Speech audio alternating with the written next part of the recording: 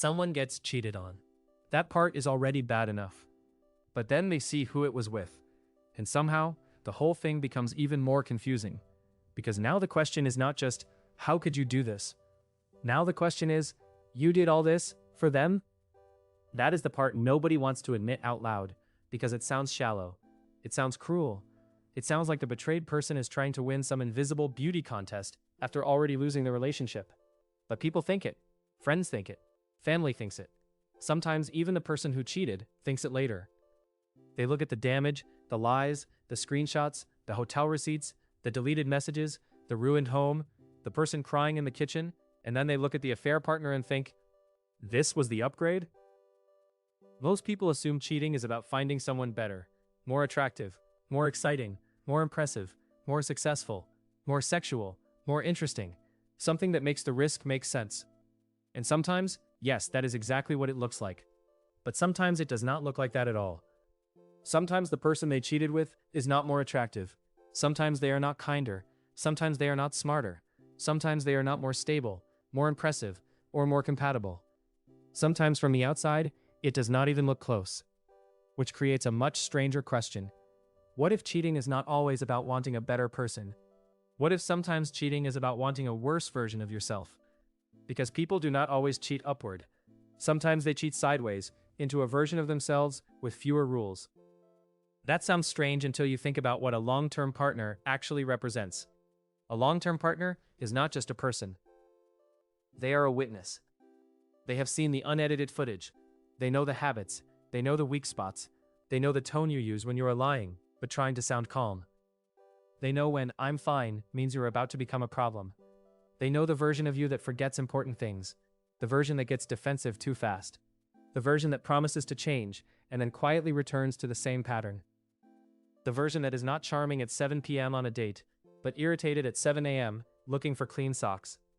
That kind of intimacy sounds beautiful when people are falling in love, but later, it can start to feel like surveillance. Not because the partner is actually watching everything, but because being deeply known removes the easiest lies. You cannot perform mystery for someone who has watched you eat cereal over the sink. You cannot pretend to be effortless for someone who has seen the effort fail. You cannot sell the trailer when they have already sat through the whole movie. And that is where the affair partner becomes dangerous. Not because they are better, because they are newer. Newness is powerful because new people do not know the full story yet. They do not know the debt. They do not know the resentment. They do not know the broken promises. They do not know the version of you that your partner has been trying to drag into adulthood for the last 5 years. So around them, you get to become edited again. You get to become funny without being responsible. You get to become charming without being accountable. You get to become desired without being disappointed yet. And for some people, that is more intoxicating than beauty. That is why less attractive misses the deeper issue. The person may not be more attractive to everyone else, but they may be giving the cheater access to a feeling the cheater has been starving for. Not love, not even sex always, a feeling. Maybe they make them feel young. Maybe they make them feel powerful. Maybe they make them feel like the main character again. Maybe they laugh at jokes the partner stopped laughing at 3 years ago. Maybe they look at them with fresh eyes, and fresh eyes are dangerous because fresh eyes do not know where the bodies are buried. That is the first uncomfortable layer. The affair partner is not always the prize. Sometimes the affair partner is the mirror, and the cheater is addicted to the reflection. This is why people can risk a stable relationship for someone who looks confusing from the outside. The outside world is comparing faces. The cheater is comparing feelings. Their partner might be objectively more attractive, more loyal, more loving, more impressive, more compatible, more everything. But the partner also comes with history, and history is heavy. The affair partner comes with possibility, and possibility lies beautifully. Because possibility does not have to cook dinner.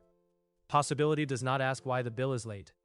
Possibility does not remember the argument from last Thursday. Possibility does not say, "You always do this." Possibility does not need you to become better. It only needs you to show up exciting for a few hours. That is not a relationship. That is a vacation from the consequences of being yourself. And that vacation can make a person do something incredibly stupid.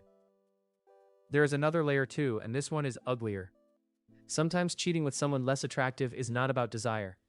It is about control. A very attractive person can make someone feel evaluated. They can create pressure. They can trigger insecurity. They can make the cheater feel like they have to compete, impress, maintain, prove. But someone who admires them too easily can make them feel powerful. That power can become its own form of attraction, not because the person is irresistible, but because the dynamic is. They are wanted without having to earn it. They are praised without having to grow. They are forgiven before they even apologize. They are seen as exciting by someone who has not yet seen enough to be tired. That can be a dangerous setup, especially for someone who feels ordinary at home. At home, they might be a partner, parent, employee, bill payer, disappointment, roommate, problem, routine. But with the affair partner, they get to be wanted, not useful, not corrected, not known, wanted. And for a weak person, being wanted can feel like being absolved. This is the part that makes cheating so insulting to the betrayed person. Because the cheater is not always leaving for someone better. Sometimes they are escaping to someone easier, someone who knows less, someone who expects less, someone who lets them feel impressive without requiring them to become impressive. That is not romance. That is emotional laziness wearing cologne. But that still doesn't explain everything. Because sometimes the affair partner is not easier. Sometimes they are chaotic. Sometimes they are messy. Sometimes they bring more drama, more risk, more instability, more nonsense. And somehow the cheater still goes back. Why? Because chaos can feel alive when your real life feels like a mirror. A stable relationship forces you to look at yourself over and over. The same arguments, the same patterns, the same chores, the same disappointments. The same quiet knowledge that love alone did not magically turn you into the person you promised to become. An affair interrupts that. Even a bad affair, especially a bad affair. It creates adrenaline, secrets, risk, urgency, a hidden world where every message feels loaded because it should not exist. Suddenly, the cheater's life has a soundtrack again. Suddenly, their phone lights up and they feel something. Suddenly, they are not just going through the motions. They are sneaking, wanting, hiding, deciding, risking. None of that makes the affair partner better. It just makes the cheater feel awake. And this is where people confuse intensity with value. A fire alarm is intense. That does not mean your house is improving. But when someone has been numb for long enough, even panic can feel like passion. So they tell themselves the affair means something profound. They say, I haven't felt like this in years. They say, this person understands me. They say, I feel alive again. Maybe. Or maybe they feel alive because they are doing something dangerous. Maybe they feel understood because they are only showing the parts of themselves that are easy to understand. Maybe they feel desired because the affair partner is not close enough yet to be disappointed. That is the trick. Affairs often happen in fantasy lighting. Nobody looks bad in fantasy lighting. The cheater is not comparing their real partner to a real person. They are comparing their real partner to a temporary emotional effect. And real partners almost always lose that comparison because reality is not designed to compete with fantasy. Reality has laundry, fantasy has notifications. Reality has consequences, fantasy has deleted messages. Reality asks who you are becoming. Fantasy says, come over. This is why the betrayed person can feel like they are going insane. They keep trying to make the affair partner make sense. They study the person. They compare themselves. They look at photos. They ask friends. They zoom in on details they should not be zooming in on. They try to find the missing trait that explains the betrayal. Was it their body, their face, their confidence, their age, their availability, their willingness, their lack of standards? But the cruel truth is that the affair partner may not explain the betrayal at all. The cheater explains the betrayal. Their hunger, their weakness, their resentment, their vanity, their fear of being known, their desire to become someone else without doing the work of actually changing. That is why the question, why them, can become a trap. Because sometimes the answer is not them. Sometimes the answer is because that person let your partner escape the version of themselves they had become with you. And that is brutal. Because it means the betrayal was not a fair comparison. It was never you versus them. It was reality versus escape. It was history versus novelty. It was accountability versus applause. It was being known versus being reimagined. That does not make it hurt less, but it does make it clearer. When people cheat with someone who seems less attractive, it exposes one of the strangest things about desire.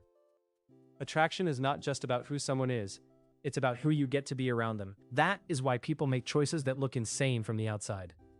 They are not just choosing a body, they are choosing a role, they are choosing an atmosphere. They are choosing a version of themselves that feels lighter, hotter, simpler, less guilty, less trapped. And sometimes that version is built on nothing. A few compliments, a few secrets, a few messages after midnight. A few hours where nobody asks them to be better. Then the affair gets exposed, and suddenly the lighting changes. The fantasy has to stand in the same room as the real world. And that is when everyone sees what was actually there. Not a soulmate, not an upgrade, not some irresistible love story. Just a person. And a cheater who mistook escape for desire. So maybe the real question is not, why do people cheat with someone less attractive? Maybe the real question is, what kind of emptiness makes someone destroy something real just to feel imaginary for a little while? Because sometimes the affair partner was never the real temptation. The real temptation was becoming someone who didn't have to explain themselves yet. Like and follow for more videos like this.